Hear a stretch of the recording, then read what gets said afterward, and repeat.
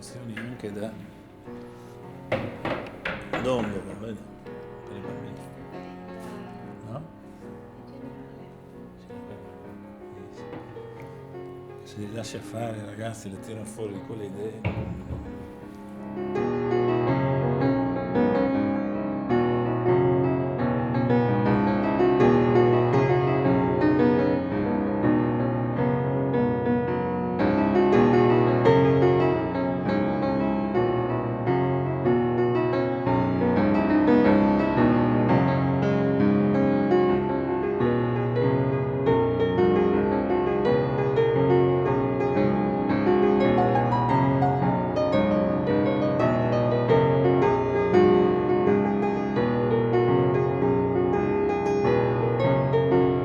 L'istituto è stato creato qui sul territorio proprio per l'esigenza del comparto produttivo del distretto della Sedia. La situazione della scuola oggi risente già da diversi anni di quello che è il trend del distretto per quanto riguarda il numero di aziende, il volume d'affari, il prodotto, diciamo, del settore della sedia, in generale del mobile, del legno, dell'industria del legno. Quindi c'è un calo e negli ultimi 2 o 3 anni in particolare questo calo ha riguardato le iscrizioni proprio dai comuni del distretto della sedia, dai comuni limitrofi, che si sono praticamente azzerate e abbiamo una cinquantina di iscritti.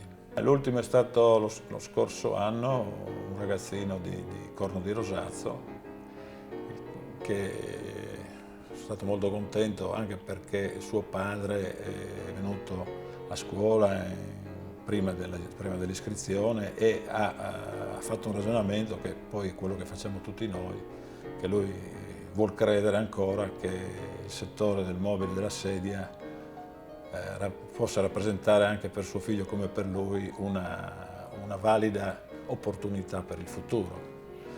Abbiamo offerte concrete anche di assunzione che non riescono ad essere soddisfatte e c'è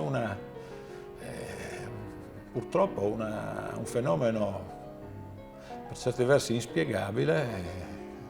Di fronte a una crisi del lavoro di occupazione giovanile, i giovani non accettano, rifiutano delle proposte concrete di impegno e di lavoro. Forse nelle famiglie rimane ancora un'immagine, uno stereotipo della scuola del seggiolaio, ma il messaggio che noi vogliamo assieme alle amministrazioni qui fare arrivare è che oggi questa scuola dà delle opportunità per inserimenti a livelli pressoché manageriali, cioè a livelli elevati per i ragazzi che hanno veramente buona volontà. Grossa impresa friulana che lavora in tutto il mondo, che fa arredamenti su aeroporti, ristoranti, alberghi, ha arredato tutto il grattacielo di Dubai, per dirne uno.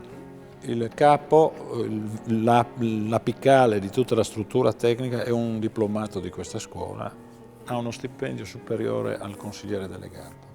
Questo consigliere delegato, una signora, è venuta l'anno scorso qui a Manzano e avevamo una giornata in cui presentavamo la scuola alle scuole medie di Manzano, di San Giovanni e di Cividale. Sono stati una settantina di ragazzi di terza media. Questa signora ha spiegato un po' qual è la realtà della sua azienda, l'ha presentata.